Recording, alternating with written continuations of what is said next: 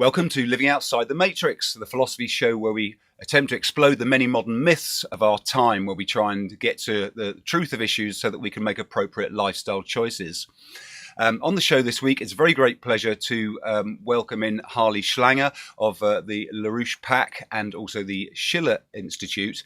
And the purpose of today is to really sort of zoom out a little bit to clock the greater context of our lives, because although we look at all these small issues, we look at national issues, we look at personal issues, how to be healthy and so forth, we have to zoom out and clock the big picture because it does matter. And a lot of people possibly turn away from the big picture with their disillusionment of the mainstream media these days and the fact that there isn't an objective mainstream media.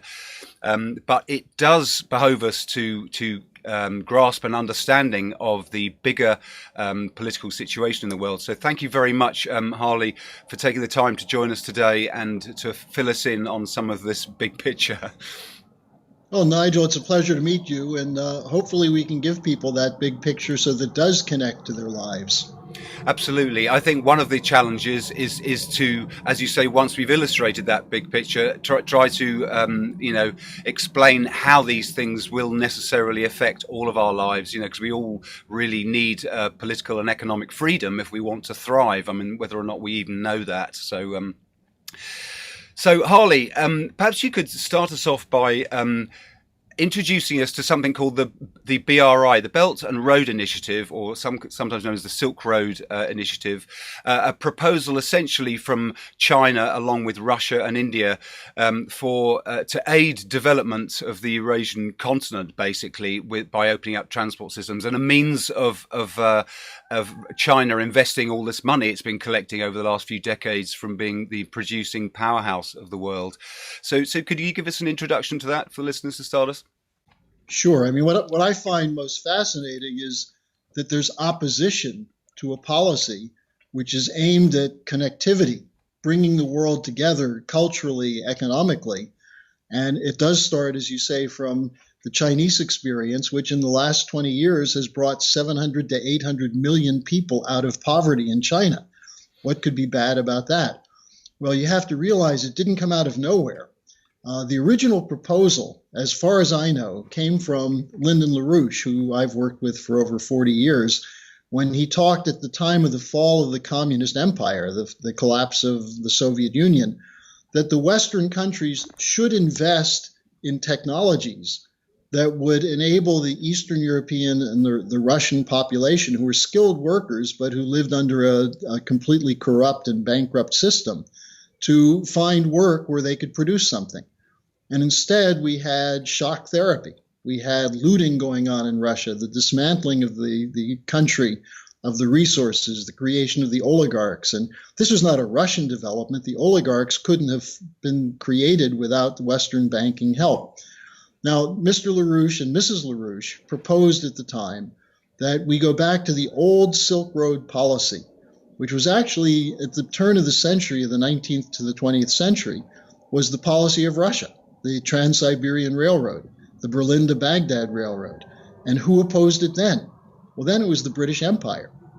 Sir Halford Mackinder, who invented something called geopolitics as a way of separating Europe, Western Europe and Eastern Europe, Central Europe with Eurasia, and to keep that division. And so we had two world wars in the 20th century because of geopolitics. So what the LaRouches proposed is, why not have the United States, Russia, China, and probably India as four powers provide the basis for a new financial system? Because the other point, Nigel, is that our current financial system is not in good shape. We never recovered from 2008. We're not going to recover from 2008 as long as the emphasis is on protecting unsustainable debt held by corrupt swindlers called bankers. And so as long as you have the central banks supporting that and governments kowtowing to the central banks, you're not going to have development. So the Chinese come along and they say, we want to have a win-win solution. Starting in 2013, Xi Jinping oriented everything in China's foreign and economic policy to investment, as you said, in the developing sector primarily, but also connections to Europe. And there was a huge uproar coming from the European Union, from Wall Street, from the City of London initially, This is no good. This is a new Chinese empire. It's Chinese imperialism. I find it interesting to read the New York Times and the Times of London campaigning against so-called imperialism in Africa, when what the Chinese are doing is so different. They're investing in infrastructure and in the people of Africa, not in finding routes to take the raw materials out. Can I just interject there, Harley? Because I totally accept everything you say there. But just to play devil's advocate, we know that China is a communist nation or region. I mean, it's a vast nation. We know that ideologically, they're for a controlled economy. They're communists. Does that pose any problem? Now, I know we hear a lot of anti-China propaganda, as you mentioned, the fear that they're the new empire, or they're trying to be a new empire. So there's mixed messages here. In the mainstream media, we don't hear any of this. But are the Chinese all good, if you like? Are their intentions all good on an economic level, given the sort of fundamental philosophical ground that is different upon which they stand? And how will, with this Silk Road initiative of trade, if we're obviously we're not capitalists in the West here, we're a mixed economy these days. We just take enough of the capitalist system to make the economy work. How will that sit with China, and how does this all play into this initiative, which sounds otherwise like a great move?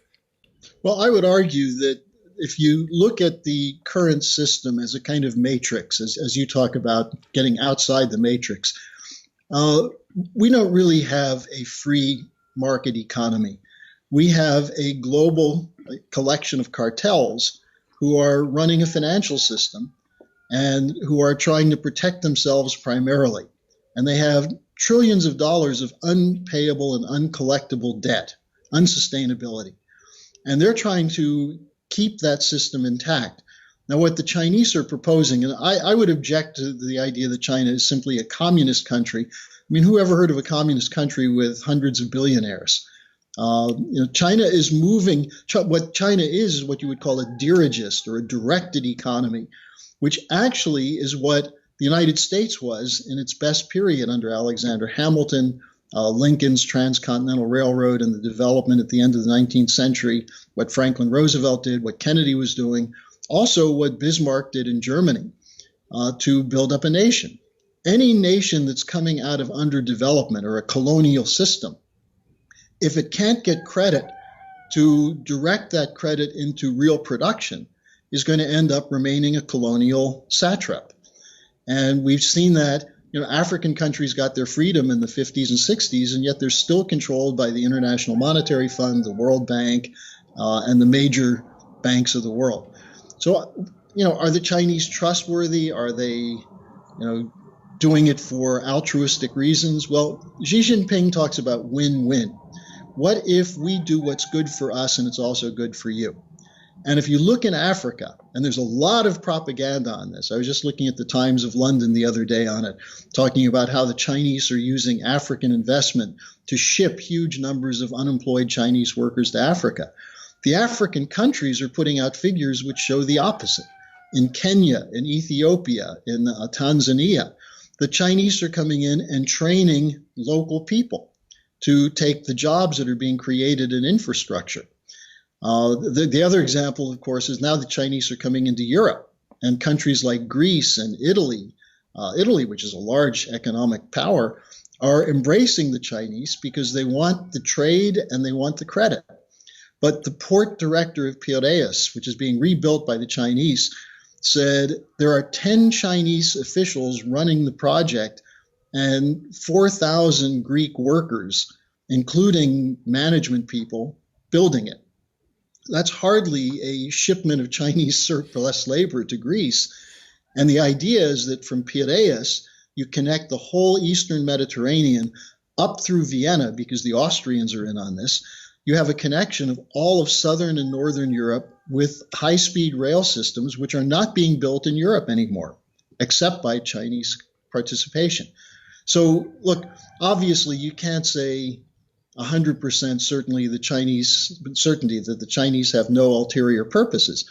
But I think if you look at what they've done in terms of improving the conditions of the people of China, are there things we would do differently? Sure. I mean, on the other hand, maybe some of the freedoms we have in the West are not all they're cracked up to be.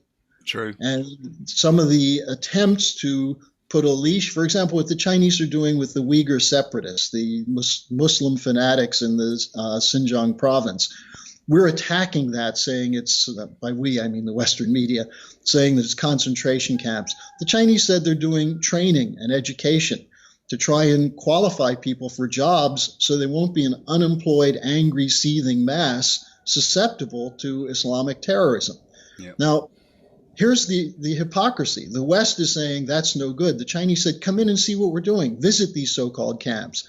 And the U.S. government, the British government, the NATO countries all refused to go. And meanwhile, what did we do in Syria? What did we do in Iraq? Did we treat the population, the Muslim populations, humanely in those countries? Of course not. So there's so much hypocrisy here. Yep. And the biggest problem, Nigel, I would say, is that we're not getting the story. No. Don't trust the Chinese. Send some people in there. Have a dialogue. What the Chinese are saying is, let's have a dialogue of cultures. Absolutely. And one final point on the Chinese system. Xi Jinping calls it socialism with Chinese characteristics. And Mrs. LaRouche has been studying this for years. She's been in China quite often. She's called the Silk Road Lady by the Chinese media. She said that what you've seen in China is a revival of classical philosophy, in the case of China, of Confucius, which is very close to the origins of modern Europe with Plato. And so before we start throwing labels around, communist, authoritarian, and so on, we really should take a look at the process that's underway and judge it over a period of the last 2 decades and look to the future. So we just had the Belt and Road Initiative Forum. There were almost 30 heads of state who participated. I think we're seeing something in motion, which is a new paradigm, a new matrix. But it's taking something that worked before in the West, like the Marshall Plan. You know, how did Germany come out from under World War II? How did Japan come out? It was credit from the West, which was directed into industry. So I think we really have to reserve judgment on China. Okay. Well, it does. I mean, it does look good if they're investing in infrastructure across Africa, and they're obviously putting their collected wealth, having, most of the manufacturing went to China in recent decades, as you mentioned. So it stands to reason they've got a lot of wealth. They own a lot of US debt, and they're in a position to do something about it. So it does rather look very constructive what they're doing. And you know what we'd like to do? We'd like to see the Chinese invest some of that in an infrastructure bank in the United States, because the country that's really suffering from deteriorating infrastructure is the United States.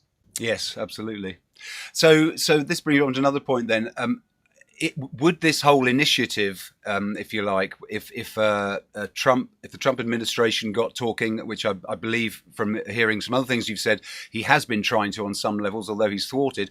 But if this thing got together, the BRI, and is it a rejection of the World Trade Organization and IMF? Are these entrenched institutions part of the old guard? Are they part of the old remnants of the British Empire of which you speak?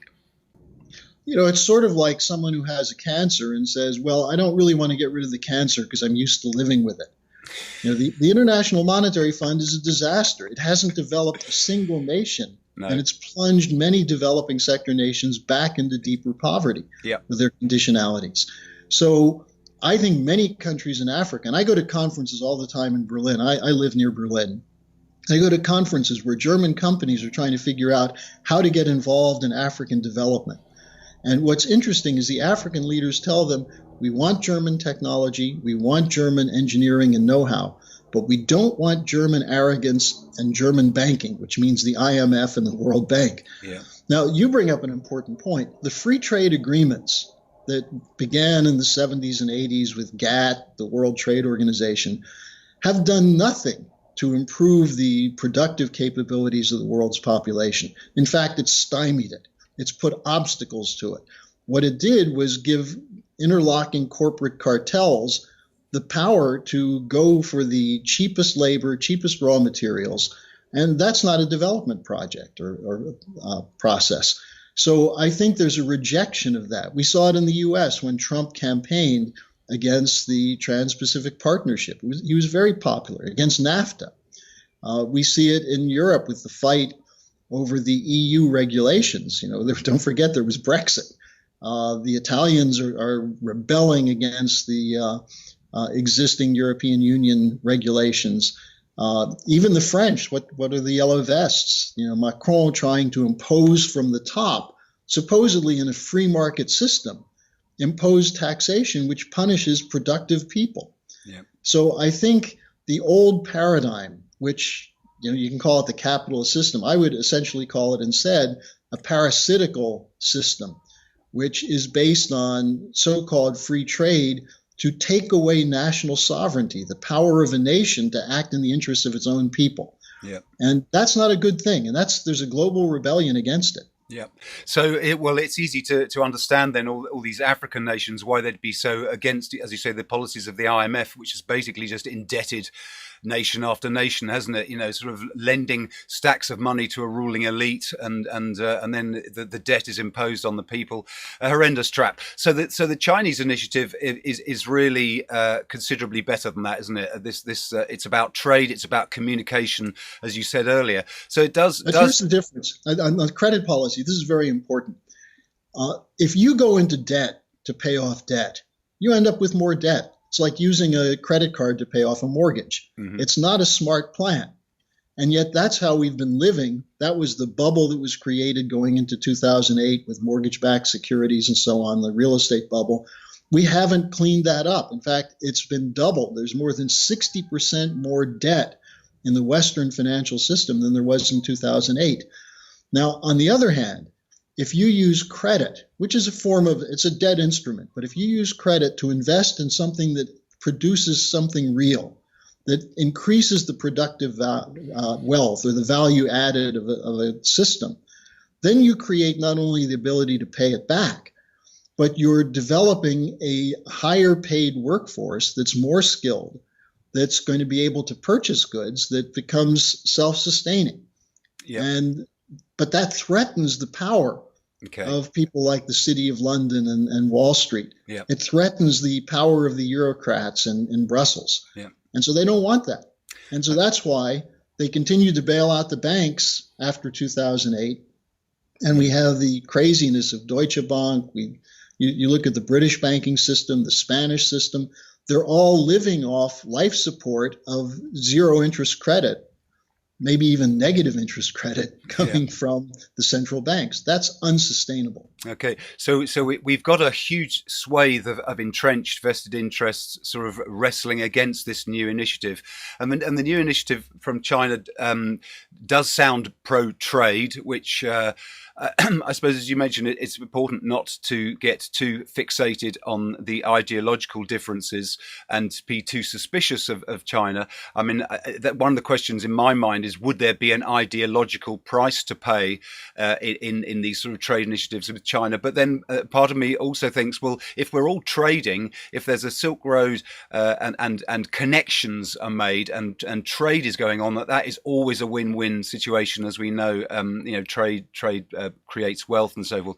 So we got all these entrenched opposition. So how does this tie in to Trump? Where is Trump? Yeah. Let's assume, just to catch up the listeners, that Trump has perhaps some good intentions, but he's a bit thwarted and surrounded by some placemen, should we say, of what's called the deep state, or that there's a move to thwart him, to sort of scupper his plans, or so it seems. Perhaps you can correct me.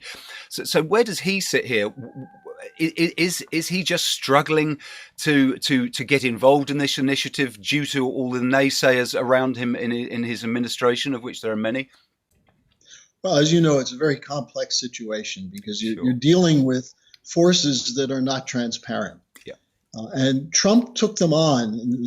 I watched very closely what he did in 2016. He decimated the old Bush machine in the Republican Party, 16 candidates. He just knocked them all out on two issues mainly, free trade and ending the wars, no more regime change. And then what was the issue with Clinton? Exactly the same thing. Hillary was a candidate of Wall Street. She was a candidate of the war machine, the military industrial complex, the deep state. Sometimes we just refer to it as the British Empire because it's the old idea Churchill had of American brawn and British brains. How do you control a world economy after you no longer have the power of the deep sea fleet to dictate terms? So what we've seen in the United States is seething anger at that, just as we saw with Brexit, just as we see with the yellow vests in France and the vote for nationalists in Italy and Austria and elsewhere. Now, what Trump did, which was very intelligent, was to appeal to them not as partisans, but as Americans. This slogan, "Make America Great Again," which is derided as America First. I mean, there are elements of that he does appeal to, and I think that's unfortunate. But what he's really saying is, shouldn't your government work for your interests? And if so, why don't you go out and fight for your interests? That's what he does with these large rallies. And you saw the enthusiastic response. Now, I'm not a 100% proponent of Donald Trump. I think there are some problems he has. I think that his business model is not necessarily the best, but he's a builder. He's interested in building things and getting things done. And the thing he said that he was going to do, which was revolutionary in the United States, was break with the anti-Russia, anti-China policy. Can't we be friends with Russia and China? Yep. And what happened? He exposed the fraud of the so-called peace faction in the Democratic Party, and also exposed the neoconservatives in the Republican Party as nothing but a party of war. Now, in the United States, we've been at war since 2001. We have troops all over the world. We're spending, as Trump said, $7 to $10 trillion to destroy countries, not to build them up. The idea that we're building democracy in these countries is a farce. Yeah. The people who advocated these wars are the ones who actually believe in America first. This is called the Project for a New American Century, which was the Bush team, Wolfowitz, Rumsfeld. They said the United States must be the only power in the world, and we'll work with our special relationship with the British. We'll use NATO for this. We'll encroach on Russia.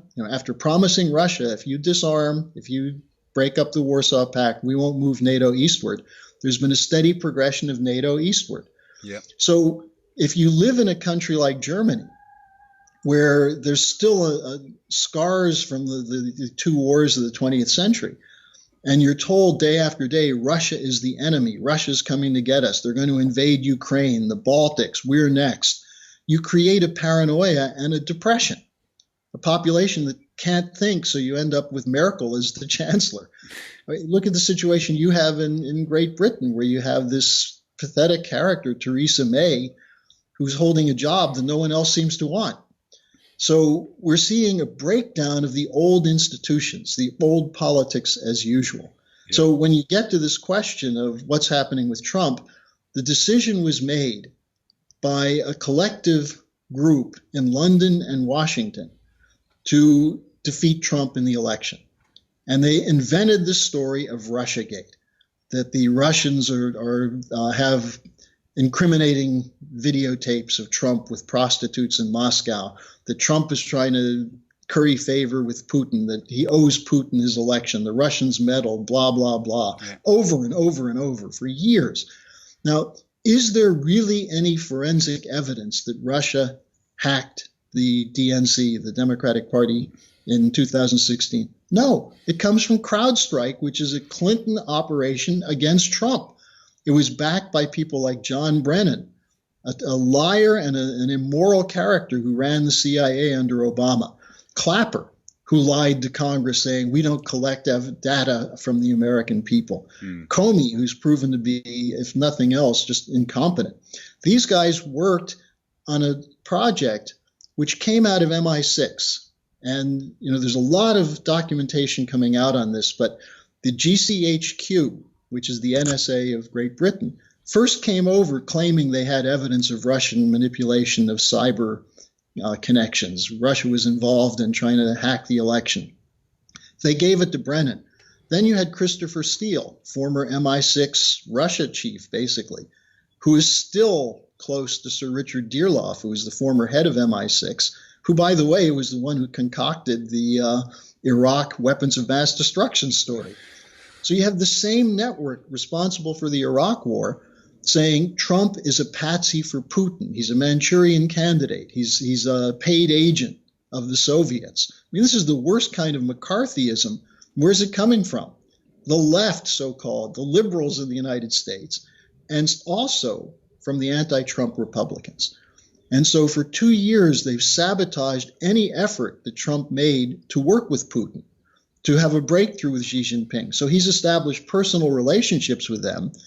But in order to maintain his credibility, he's brought in all these deep state, pro-war characters like Bolton and Pompeo and Pence. I mean, Pompeo and Pence are Armageddonist nutcases. Yeah. They actually believe that they were put on this earth by Jesus Christ to bring on Armageddon so that Jesus will return.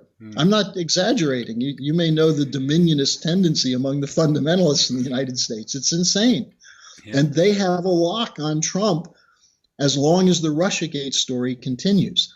Now, sometimes, sorry to interrupt you there briefly, Harley, but why doesn't he get rid of some of these people? I mean, you mentioned he's sort of kowtowing to those around him to be seen to be, I don't know, but if it's sabotaging his intentions, why does he allow that to continue? Can we guess?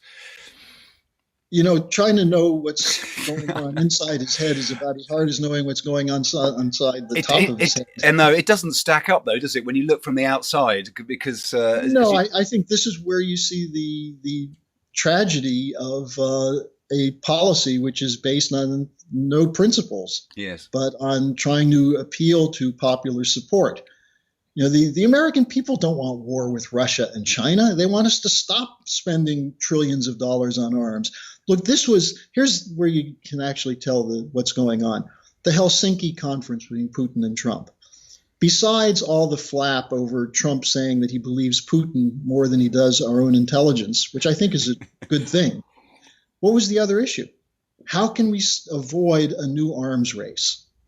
Trump and Putin were talking about, let's not spend trillions of dollars on new weapons that will annihilate the human race when we have needs in healthcare, infrastructure, education, and so on.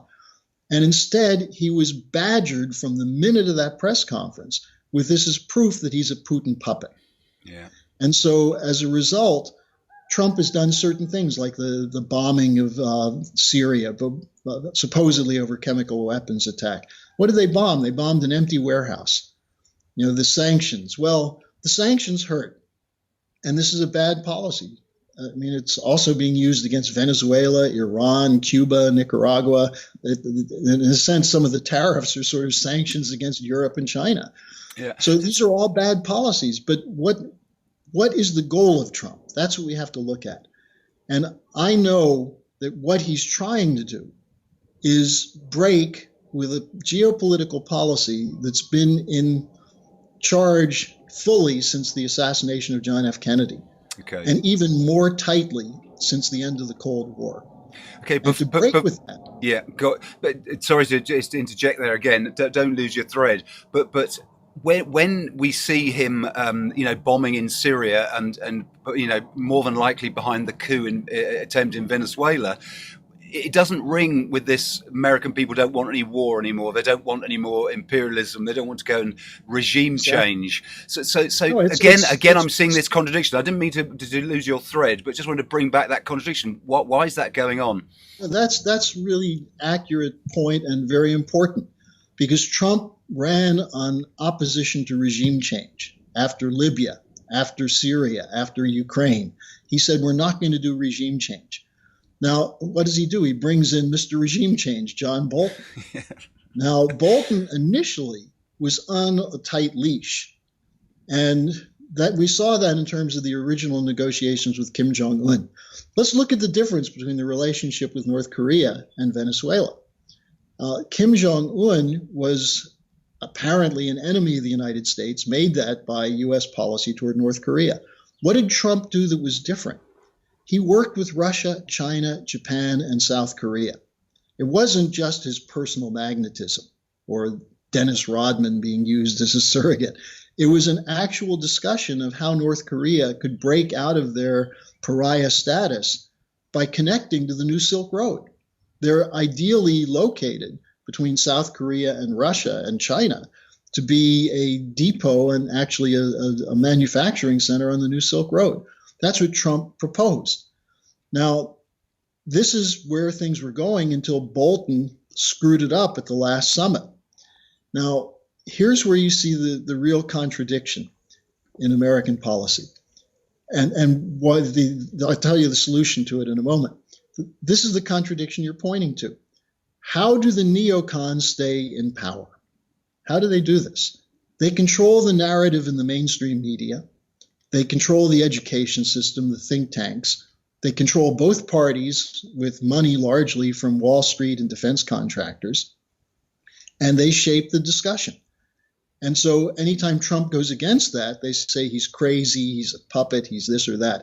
Now, two things about Trump. One is he obviously is a man of great courage because he's standing up against this network, which has assassinated presidents, which has destroyed careers repeatedly in the post-World War II period. He stood up to them, and he deserves commendation for that. On the other hand, and he's also he's starting to name the names. He had a tweet the other day where he brought up GCHQ, which was one of the first times that's been brought up by Trump. But he has not yet gone to the heart of the beast, to the spider that's building the web. And that's this interconnected Anglo-American intelligence operation. And that's what he has to do, to show that all the nonsense of Russiagate was concocted to stop him from doing what he campaigned for, being friends with Russia and China, working together on common interests like fighting terrorism, fighting drugs, and so on. So he has a way out of it. But I'm not sure he's getting, I think he's in somewhat of a hermetically sealed environment. He gets briefed by Bolton, Pence, Pompeo, other neoconservatives, people like Nikki Haley. How much contact does he have with his base? Well, through Twitter and when he goes to rallies. And what does he say when he goes to rallies? He says, we want to be friends with Russia. We want to be friends with China. We don't want the free trade agreements of the Bush and Obama period. We don't want to give NATO the dominant role in Europe. He's in line with a lot of the nationalists in Europe against the European Union. So I think you can see there is a policy with Trump, but I think the weakness is the overall weakness of the political class throughout the transatlantic region. They're stuck in an old paradigm, or as you might say, an old matrix. And breaking out of that is extremely difficult. Yeah. Now, my organization has always been outside the matrix, so we have no problem with that. And because of that, we're called Nazis, anti-Semitic, communists. We're given all kinds of attacks, none of which are factual or can be proven. In fact, they're just slanders. LaRouche went to prison for 5 years because George H.W. Bush framed him up on what? Conspiracy to defraud the Internal Revenue Service. Please. So you're fighting an enormous power. Yep. And we see that with Brexit. Why is there no clear direction one way or the other? Yeah. Because it goes against what the elites want. Even some of the elites who supported Brexit are trying to keep the City of London role in European finance at its center. Yeah. How do they do that? They haven't figured it out. So therefore, no Brexit. Okay, yeah, that's an interesting. I wanted to come on to Brexit and how that ties in. But I mean, is it the people like John Bolton that are behind the what appears to be the current American policy in Venezuela and that sort of meddling? Is that more of the same? And then just to ask you a double ball question at the same time. With the Brexit issue, I mean, you've kind of half answered it already there. It would seem to me that the British Empire, these old Anglo American allegiance, if you like, would be better served by the UK remaining outside of the EU, and yet we see all this shenanigans, which seems to point to the deep state, or if the powers that shouldn't be, or this hidden hand that very much wants to manipulate, possibly earn second vote for the British people to keep us in the EU. But there's obviously an awful lot of time wasting going on, as you alluded to. Maybe that's because they haven't figured it out yet how to square that one. So it makes me wonder: does this old guard Anglo-American alliance that's in its death throes, that's fighting and that doesn't want Trump to be teaming up with the Russians and the Chinese, that doesn't want seemingly the UK to leave the EU, is it this entity that's causing that right at the root? Is that where the crux of it is, would you say? I think if you go back to the Brexit vote, the elite of the United Kingdom were shocked by the vote. True. They didn't think there was that much anger in the population. Yeah, they thought they could get through it. Now that created a problem because the City of London has played an enormously important role as a clearinghouse for all the transactions done by the banks in the European Union. That's how they make their money. That's how they control institutions. And it's not just the official banking, but the shadow banking, the various islands, the so-called treasure islands with the tax havens and so on. They have an enormous control. I think something like 90-something% of currency flows go through these British connected banks. So the question then is, if you have a radical break with the European Union, what happens to the City of London? And we see German banks and French banks decamping, leaving London, going back to Paris or Frankfurt or Brussels. And yet, if Britain loses its power as a banking center, the economy is in a shambles there. And so much of the money, not for the people, but for the system, comes through these offshore banking operations and so on. They don't know how to run things. So on the one hand, you made an interesting point. Wouldn't they be benefited by linking up with China? Well, there are banks like Citibank in the United States, Bank of America, and some of the British banks that are offering themselves as the clearinghouse for yuan trade in the West. They want the City of London to become the dominant institution or center of Chinese trading. The Chinese are not going to do that, but they're willing to send a little bit of money that way because they're interested in creating a balance between the Britain and the European Union. They're playing balance of power politics. I think the problem is that we have a rotting house of cards that needs a push. And even people who recognize that it's rotting are so tied to the institutions and the benefits of that rotting house of cards that they're not going to give it up until it collapses on their head. And, if you look at what happened in 2008, it was clear this thing was going to blow. LaRouche did a webcast in July 2007 saying there's no way that the banking system is going to survive this mortgage-backed security bubble. It took a year before the Lehman collapse, but he was right. People could see that, but they wanted the money that was coming in. It's like the old joke of the guy who goes to the psychiatrist and he says he thinks he's a chicken. And the psychiatrist said, well, why hasn't anything been done about this by your family? And he said, well, we need the eggs. You have a system that's non-functional, but which people's livelihood and prestige and power comes from that system. And they're not going to let go. And if they have to, they'll use regime change wars, as we see in Syria, which destroyed not only Syria, but created an enormous crisis in Europe with the refugee crisis. The use of new weapons and deploying them closer and closer to Russia has caused the Russians to deploy new weapons, putting us closer and closer to nuclear war by accident. Over what? Over Ukraine? Are you crazy? We're supporting a government in Ukraine which is propped up by neo-Nazi militia units, and that we know that, and we're still doing it. That's how crazy it is. Instead of making friends with the Russians and just sort of, it seems crazy, doesn't it, to bring that border of conflict right up towards them. Yeah. Is there some argument that the City of London, much like the City of Rome, is a city within a city? It's a separate jurisdiction within the country of the United Kingdom, the City of London. Um, is that would that in some way insulate this old guard? Because I'm assuming here, I don't know this for a fact, but I would assume that that's probably a hotbed or seat of activity for this Anglo-American alliance. So would that not give them some insulation from being either absorbed into Europe or the UK being independent, because they're kind of independent anyway, aren't they? The City of London.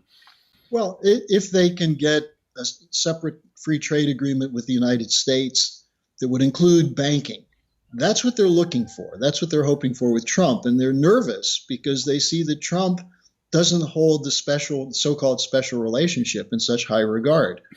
He'll be coming to London soon. Who knows what he's going to say to the Queen when he's there? I mean, maybe he'll say, would you apologize for the role of GCHQ and MI6 in running this coup against me? Yeah, he's a wild card. Here's the other thing. The president came out last week and tweeted, and then repeated it on Sean Hannity's show on Fox News, I've been a victim of a coup. Now, you would think if the president says there's a coup against him, it would be headline stories. Yeah. It's hardly appeared outside of the so-called alternative news media.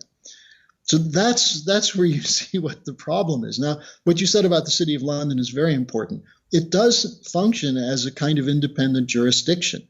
There's a very fascinating book written by someone named Nicholas Shaxson called Treasure Islands, which discusses how at the point at which the United Kingdom lost its military superiority between the 30s and the end of the Second World War, a decision was made to sustain the empire through the financial shadow banking operations. And it's a very compelling book. It's a little hard to read, but it's very compelling. And it gets to this point that this does function as its own entity. And it has enormous power through the Privy Council, through the House of Lords, through its control over the institutions of all the major parties of Britain. We see that with people like Tony Blair. Blair's New Labour was nothing but an apology for this British imperial policy, now called the Commonwealth. So, I think the important thing for Brexit is that it showed the extent of the rebellion in the population. And the drawing it out is an attempt to convince people it was a mistake and they shouldn't do it. But I'm not sure that's going to work because, the people who voted for Brexit and the people who voted for Trump don't want to be told by arrogant elites that they're stupid, like Hillary saying they're deplorables, or the people who voted for Brexit are manipulated by Russian Facebook ads. You're waving a red flag in their face when you do that. Or to say to the protesters of the yellow vests in France that they're being manipulated by Putin.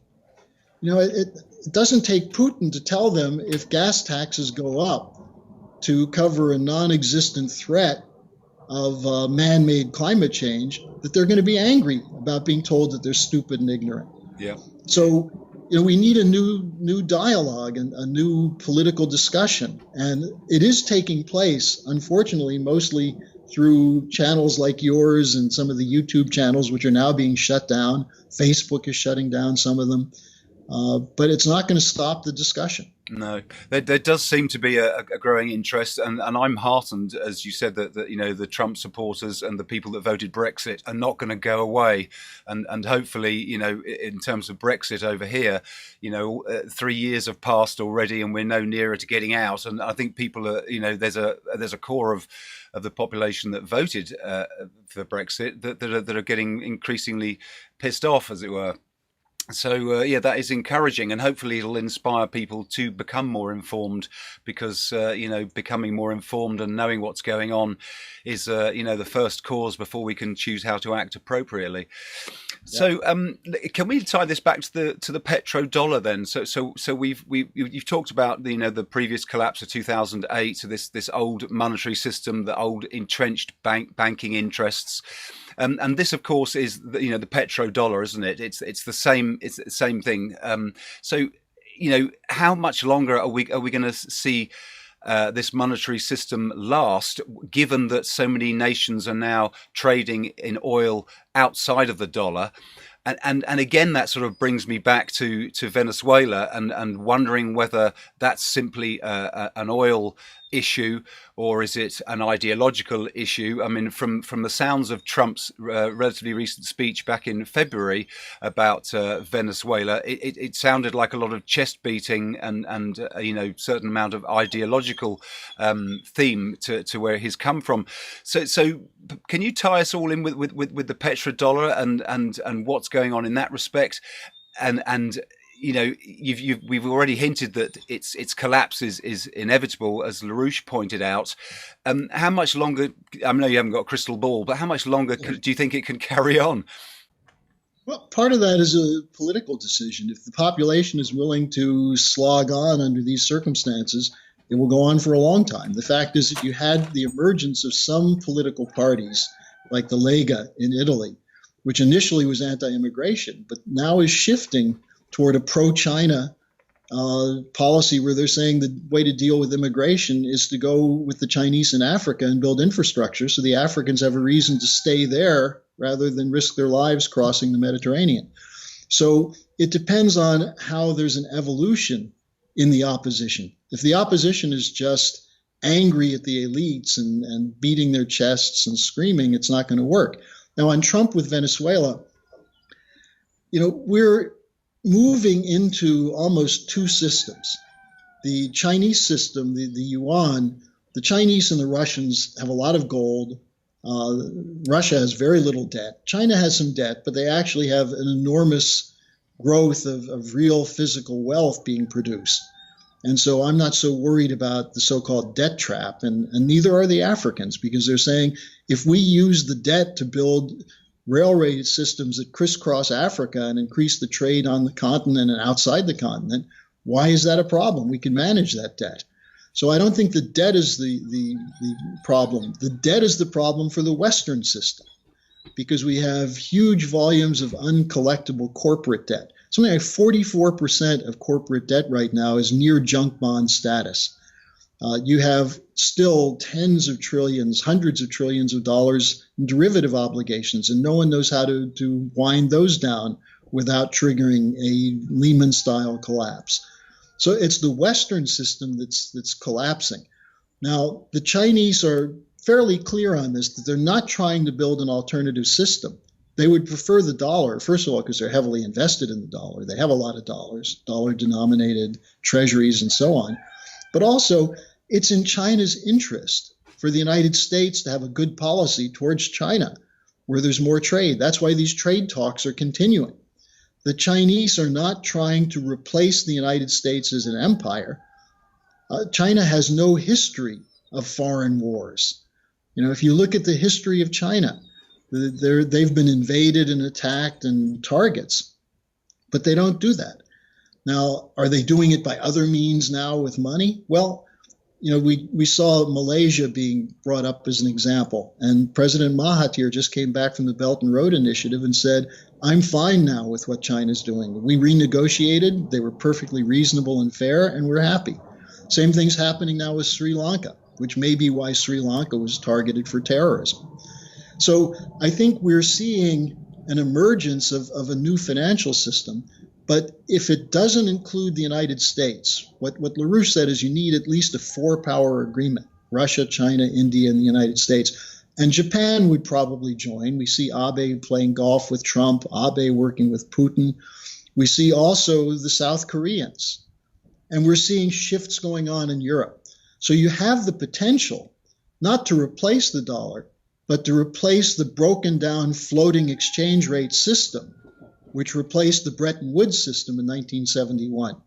The fixed exchange rate system that we had coming out of the war, that was Roosevelt's idea, worked pretty well for rebuilding Europe, Japan, and starting the process of decolonization. Yep. And Nixon panicked under pressure from the British, the threat that they would dump Eurodollars for gold, to end the Bretton Woods system in August 1971. And since then, the floating exchange rate system puts all the power in the hands of speculators like George Soros and other City of London types who have access to huge volumes of cash that they can trade to destroy currencies. Yeah. So we need to go back to a Bretton Woods type arrangement, a fixed currency arrangement.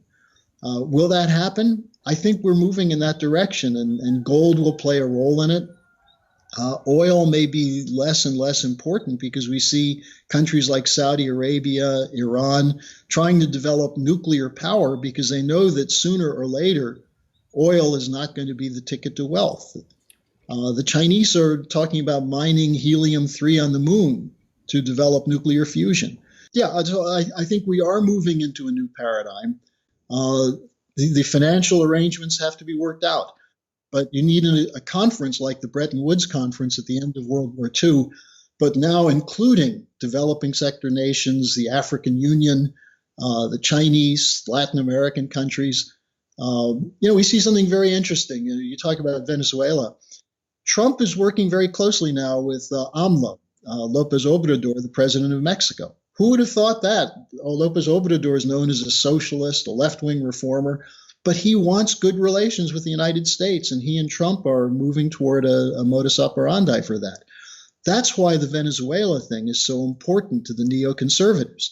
They want the United States involved in either a war or a regime change to discredit Trump's claim that he's for the national sovereignty of all nations. And if they can do that, then Trump loses credibility. What happens to Trump talking to Kim Jong-un if the U.S. is involved in overthrowing countries? And he says to Kim Jong-un, "Oh, don't worry, we'll protect you. We'll keep our agreements." That's the threat that comes from people like Bolton, Pompeo, and others. So I think what I do and what the LaRouche movement, the Schiller Institute is doing is, on the one hand, explaining this emergence of a new paradigm, what it means, what it represents, how it's in our benefit, the idea of win-win, that we need productive jobs in the West. The idea that everything's going to be automated and artificial intelligence is nonsense. We still need bridges. How do you build bridges? With artificial intelligence? Well, maybe you can construct them, but you still need steel. You need bolts, you need welding, you need equipment. And we can make better equipment. We can deal with the waste products by moving to higher temperature processes and producing things. So the idea that everyone's going to be unemployed and needs a state income to survive is pure poppycock. It's designed to scare people. And I think Trump is falling into that a little bit with his attacks on Bernie Sanders and people like that as socialists. You use a word for a boogeyman effect, but it has no real meaning. The idea of health care for all, what's wrong with that? Why can't we afford it? Because we have these wars. Because we have these debts, we have interest on the national debt. If we start dealing with those things, then we can care for people. Harley, do you think there's any likelihood, given that you've mentioned that the Chinese don't have a vested interest in the collapse of the US dollar because they're holding a lot of them, a lot of US debt, etc. Do you think there is a chance of a relatively smooth transition from the petrodollar old post-Bretton Woods or post-1971, I should say, current monetary system as we transition into this new system? Do you think there's a reasonable chance it could be pain-free, or do you think there's an inevitability in sort of old structures, to use that sort of metaphorically, needs to collapse and we need to clear away the rubble and start again? We're actually going through a lot of pain right now. If you look at what's behind the insurgency worldwide, it's people can't make ends meet. I think one yellow vest guy summed it up when they asked him, "Aren't you worried about the fact that we're about to destroy the planet? There's going to be an Armageddon on the planet because of climate change." And he said, "I'm more worried about making it to the end of the month." Right. You have this kind of paradox. Yeah. And scare tactics don't work. And, so there's a lot of pain out there now. The question of who's going to take the pain. After 2008, working people, homeowners, they took the pain. African Americans lost 40% of their net wealth because it was tied up in their home values. The banks didn't have any pain. They didn't suffer. They just got more free money. So Now we're in a situation where they've made it worse for everyone. So, when you talk about disruption, if you had heads of state coming together in a competent discussion and signing agreements for a new financial system, people would want to know, well, what's this mean? And you'd have some people saying, oh, it's the New World Order. This is not the New World Order that the neoconservatives and neoliberals want. This is something that's more in keeping with the old American system, the Bismarck plan for Germany. What China has done is similar to what Japan did with the post-war reconstruction. So the pain would be brief, but you'd actually be putting an end to the pain by giving people hope for the future. What's lacking now is hope for the future. People increasingly think it's going to get worse, and they're dulling their pain either through social network, where they get smaller and smaller groups of friends who agree on everything, or opioids, drinking, suicide. All these signs of collapse are growing. Not just late-term abortion, but killing a live-born baby as a policy in New York State and Virginia. So anti-human kind of thinking. The environmental movement as well. I mean, it's crazy. The world's going to end in 12 years. Yeah. I mean, I see one of the biggest myths to try and explode is this whole man-made climate disaster with CO2 being a culprit. And it's so frighteningly entrenched, even among people who I speak to, who you'd considered relatively thinking, relatively aware and clued up on things, are still... If CO2 is a poison, we're the ones poisoning the planet because we breathe it. But trees won't survive without CO2. And trees are one of the great recycling factors on the planet. The idea that there was never changes in climate before the steam engine was invented and factories were invented is completely unscientific and insane. And, it is entrenched. Yeah. And this is something else Trump did. Trump is setting up a committee to reevaluate the whole climate change hysteria. And what does it do? It provokes hysteria. I must admit, I was very heartened to see Trump taking a sensible view on that line. Unfortunately, it hasn't borne any fruit just yet. Not yet. But if I can just draw you back to the China-Venezuela new currency issue again. Do you think that negotiations around the whole, BRI, Belt Road Initiative, and the move towards this new four-nation stable currency system, is that going to be thwarted when the likes of Russia and China, who both have an interest or a very close eye on Venezuela, if not troops in the vicinity? I don't know the exact situation there. Maybe you can fill us in. If there's this faction of Trump's administration that's trying to regime change in contradiction to his election pledges, are people going to be upset, and is this all going to lead to a scuppering, or do you think the sensible propositions being put forward from the Chinese, if we take what you said today face value, they seem to be very sensible? Are they going to remain level-headed and keep calm? because obviously Venezuela is a little sore point, isn't it? And if America is in down there being too gung-ho, it's not going to help any negotiations. Nigel, look what just happened 2 days ago. You had the Maidan Square moment, which didn't develop. Guaido came out and said he wants everyone to take to the streets and overthrow Maduro. And he said, the army's on my side. And it turned out he was wrong. The army was not on his side. Yeah. I think the issue of Venezuela, it is oil, it is ideological, but there's a bigger picture here. Pompeo just did a four-nation tour of Latin America, partly to build support for regime change in Venezuela, which he didn't get. The Brazilian army in particular said, we're not going to go in and do anything to go to war with Venezuela. But more importantly, Pompeo told these countries, don't trade with China. Don't let the Chinese in. And these countries are going to China because there's no offer of help from the United States or the European Union. Right. The U.S. just set up a new institution, a lending institution, which is offering $60 billion over 10 years, which is very little. The Chinese are talking about $1 trillion over 10 years. But to get the 60 billion, any of it, you have to go through the IMF. These countries aren't going to do it. So you're trying to stop the waves from coming ashore. That's what Pompeo and others are doing. They can do enormous damage. They could launch a civil war in Venezuela, but it's not going to help the long-term strategic interests of the real United States. It's not going to stop China. The Silk Road is an unbeatable policy short of war. Yeah. And that's why we have to be on guard, because these forces are responsible for wars in the past, whether by miscalculation, incompetence, or direct decision. Yeah. They'll do that. It's après nous le déluge, that kind of thinking of an old oligarchy, which is now senile. So, let's put them in rest homes. Let's give them some little bit of comfort, put them in front of a television and let them play World of Warcraft all the time if they really want wars, but remove them from power.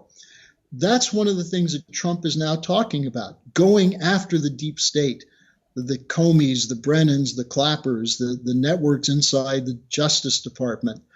You have to take up some of the Defense Department and State Department people as well. But I think this idea of draining the swamp was a useful metaphor, but it never happened. The swamp got a little higher.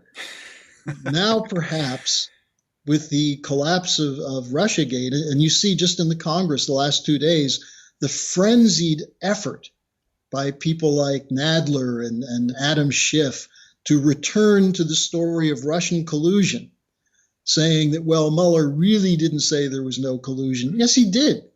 There was no collusion. And the other part of the Mueller report, which has to be overturned, is the argument that the Russians meddled, that the Russians hacked, because there's no evidence to show that. Bill Binney, the former technical director of the National Security Agency, has made that clear, and he conducted the forensic operations that were never done by the FBI. Yeah. So if we can overturn that, and if that becomes public, what Comey did, what people like Peter Strzok and Lisa Page were talking about, they were trying to run a coup. And if the American people get that idea, then the Democrats have nothing to stand on in 2020.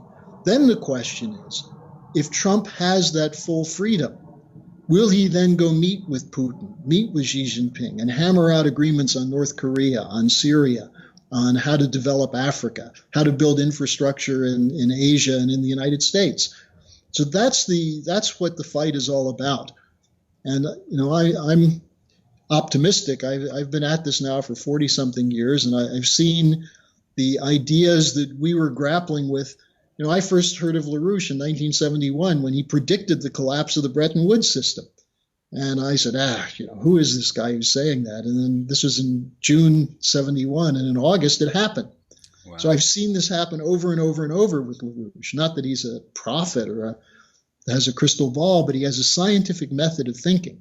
Mm-hmm. And that's what has to be returned to, the principles of statecraft. If we do that, we can get out of this crisis. Yeah. Will there be pain? Well, the pain will largely be on the people who have been inflicting pain for the last generations.